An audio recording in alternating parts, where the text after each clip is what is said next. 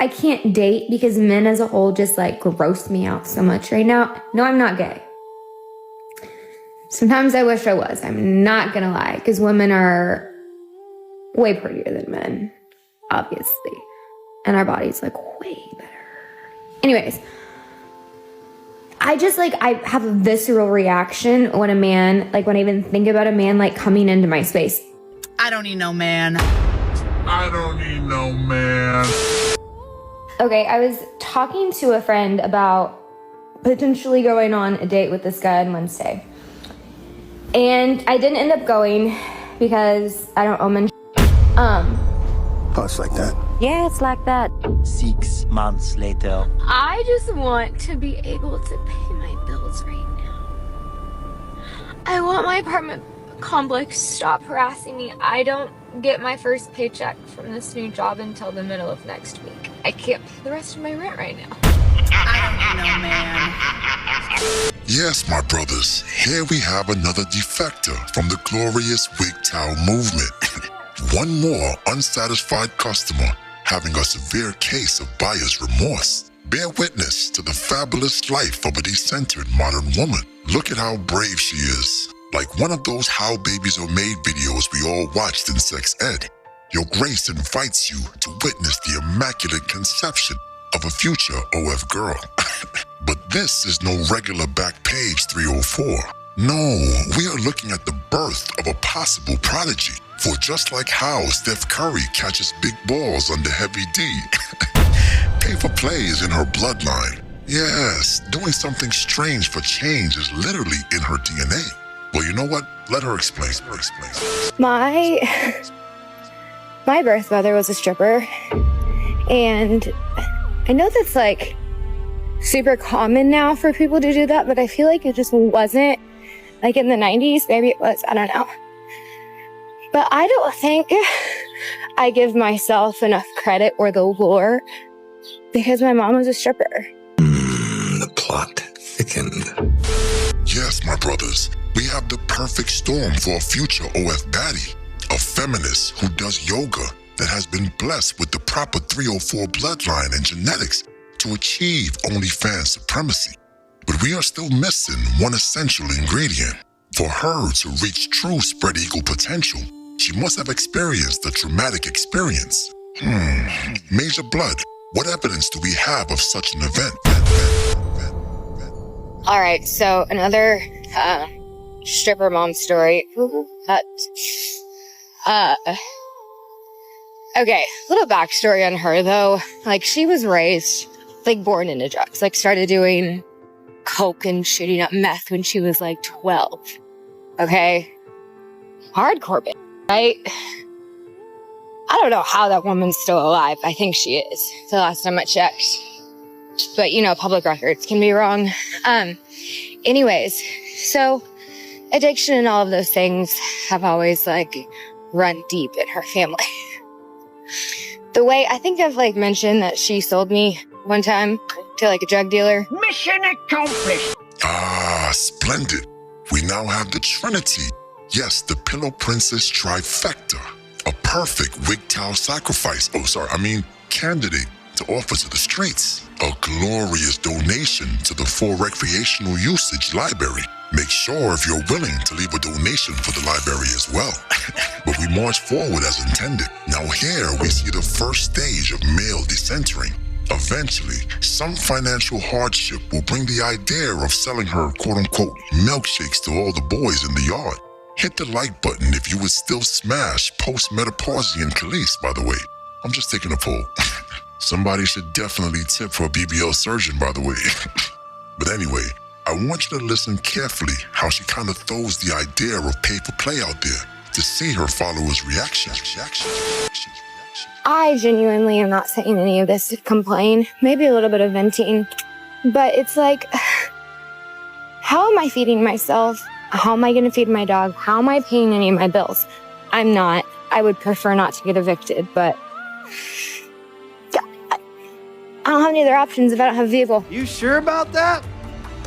You sure about that? Like, and no, I'm not going to sell my body for money. Sorry. No, I'm not gonna sell my body for money. Sorry. Would that be the easy way? Absolutely. Couldn't do it. Won't do it. I guess I'll be homeless before I do that. We got one! You know, I hear some rumblings in the back from some of our sleeper cell G.I. Joe simps. Like Lord Destro, we should feel sorry for her because she fell on some hard times. Psst. Coward. Destroy. Now here is the raw facts. The fact that she's about to get evicted was her choice. Because the apartment she lives in was actually her ex's apartment that she moved into, which they both paid 50-50.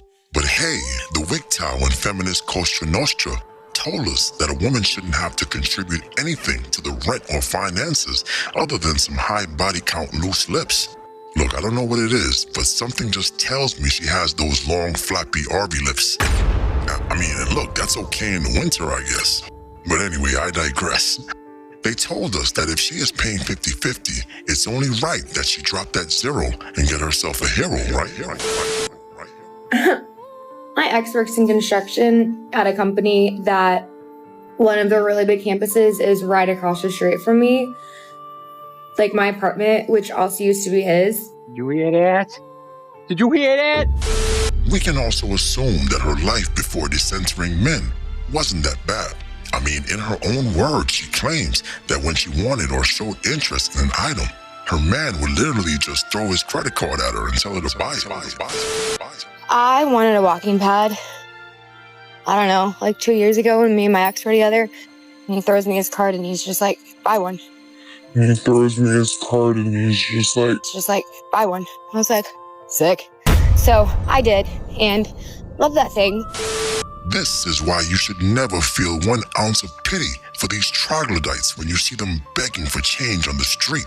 I mean, just make sure your hamstrings are properly warmed up if you attempt to hurdle them. Absolutely no compassion for a former WGTOW asset.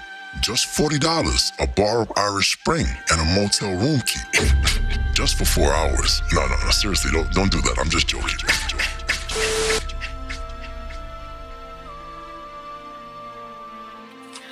I just want to be able to pay my bills right now. I want my apartment complex to stop harassing me. I don't get my first paycheck from this new job until the middle of next week. I can't pay the rest of my rent right now. But I'm getting papers for an eviction, even though I've been upfront about the whole thing and I've lived here for 8 years. Like, I feel like I'm never going to not be completely drowning, and it sucks. It sucks being the only person who's ever been there for you.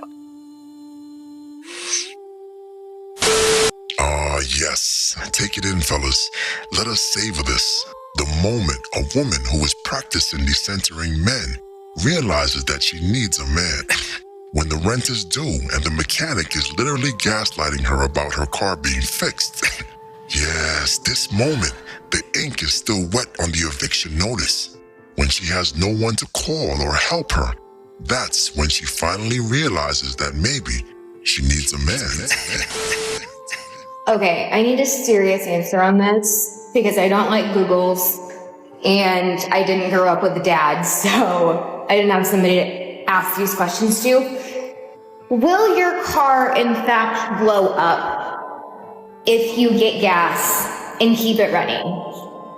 Somebody please let me know. Don't be a smart ass. I genuinely want to know. Is that like a myth or is that like a real thing? Not enough people talk about how hard it is to do life by yourself.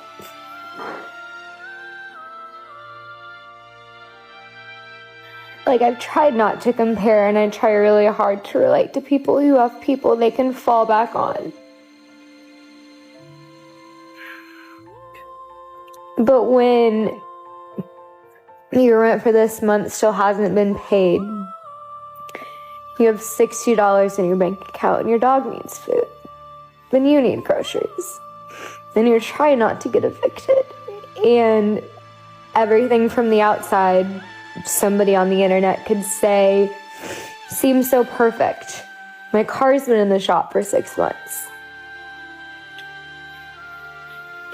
I get really bitter sometimes. I don't need no man. I don't need no man.